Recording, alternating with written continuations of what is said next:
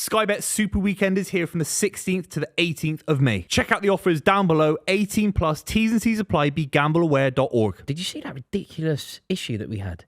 We have discussed this so many times, and we've actually hypothesised over something that came true. So many times we've seen a clear offside that has been ignored by the linesman, and we have constantly said, if somebody gets injured in that moment, it's going to cause a drama. Lo and behold, it happens. So avoidable, so unnecessary, so predictable, and yet here we are. I can't believe it's taken as long as it has for there to be an injury, and God forbid I never wanted anyone to get injured from this, but I saw it it's been going on for 2.5 years. This weird rule where linesmen can't put up their flag, they're hedging their bets a little bit, hoping VAR will back them up if they get something wrong, so they don't put their flag up. It's absolutely shambolic, and it's potentially been a big issue for Nottingham Forest. Like letting a phase of football go in order to potentially... If you got something wrong. It's so ridiculous. Like this was always going to happen, and like Awoniyi is now in a coma. Like we wish him well, obviously, but it's just so hateful, this situation, because it was so avoidable. Yeah. And so predictable. Like every single football show, every single football fan has gone, there's no reason for this passage of play to continue. Like football is a contact sport. There's jeopardy. There's potential for injury in every single phase. Why are we allowing competitive football to continue where we know that ultimately it will count for nothing? Because VAR has come in and superseded any kind of notion of logic and common sense in football. We have to have VAR trumps everything these days. These guys just follow whatever VAR is. It's absolutely ridiculous. Do you think it's going to take something like this? Are we now going to have a situation where this will be looked at by the lawmakers? I don't even know anymore. I don't know if they're responsible. I don't know if they hold their hands up. I don't know if they even want to improve as referees, as people that officiate the game at the highest level. I don't even know if they believe that they want to improve the game of football. I think they've just got this new tool in VAR and they just follow in behind it. And they've got no sense of independent thought around it. It's a disgrace. No, it's so sad.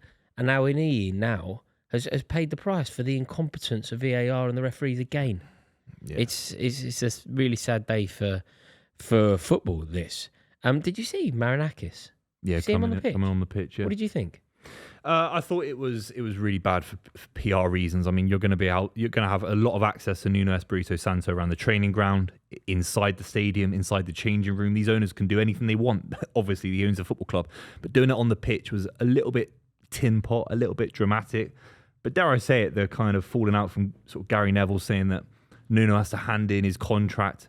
Absolutely outrageous, absolutely ridiculous. So I think the reaction from kind of pundits and mainstream football media has gone a little bit too far as well. It was distasteful. That's as far as I'd go with it. Yeah, I think I'm inclined to agree with you. I actually don't mind things like that. Like Marinakis coming on the pitch and having an issue with his team and his manager and his players off the back of not beating a relegated Leicester team when Champions League football is on the horizon. Football is a game of emotion. It's weird, isn't it? Because as soon as somebody displays a level of emotion, we chastise them for doing so. Yeah. And yet we're constantly moaning about the robotic nature of football. We're constantly moaning about the lack of tangible passion. We're constantly moaning about the lack of partisan people within football. And yet the second that we see an owner furious with the result, yeah, it's distasteful. I'd completely agree with your assessment. But I don't see it as anything beyond that. No, you'd rather see that than the Cronkies that kind of slither out of the stadium. If Arsenal lose 4-0, they'll just slither out of the stadium. They're there at all, mate. The continent. Yeah, they might be back in America like the Glazers. So you don't mind Marinakis being a big presence at Nottingham Forest. Does it give you that kind of connotation to Abramovich, who obviously you find as a fantastic fantastic owner? Is it similar? Yeah, there's definitely that. I mean, if you listen to any of our big players or managers speak from that time, it was used and deployed in a very particular sense. But there were times where Roman Abramovich would end up in the dressing room. If a performance just wasn't good enough, he would be there. You've heard Frank Lampard talk that he didn't meet Abramovich often, but there was the spectre looming, and the standards that were expected from everybody were there with regard to Abramovich. They were set by him, and they were expected to be adopted by everyone. So I think that Marinakis being a hands-on manager, having that spectre looming, having his shadow over the club, making sure that the standards are there, he's fulfilling his side of the bargain, as you pointed out. I think that having an owner like that, a hands-on owner, like I appreciate that there's probably a happy medium, but you'd rather have a Marinakis than a Malcolm Glazer, wouldn't you? You'd rather have a Marinakis than a Randy Lerner. Yeah, And Abramovich was a big figure, but I never felt that he overstepped the line. And he created an arrogance and a sense to dominate English football. And a mentality. Yeah. And I'd say Sheikh Mansour was very similar. He's only been to 2 Man City games in his entire career as owner of Man City. But there is a sense that he knows everything about the club. Yeah. He knows everything about football, and he does his thing in his own way. But also the other guy at City, Khaldoon Al-Mubarak.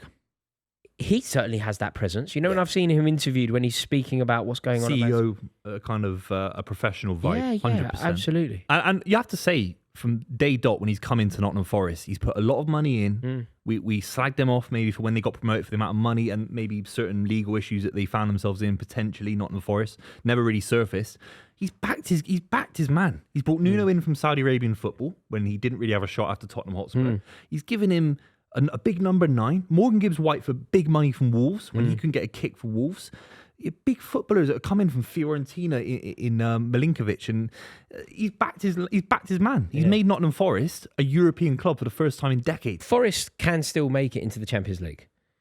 What do you think the impact will be of Marinakis being on the pitch? Do you think that Forest, who were dropping like a stone, it was all going wrong, they couldn't buy a win, do you think that what's happened this last week to that club will perhaps arrest the decline, or they just going to continue the same vein?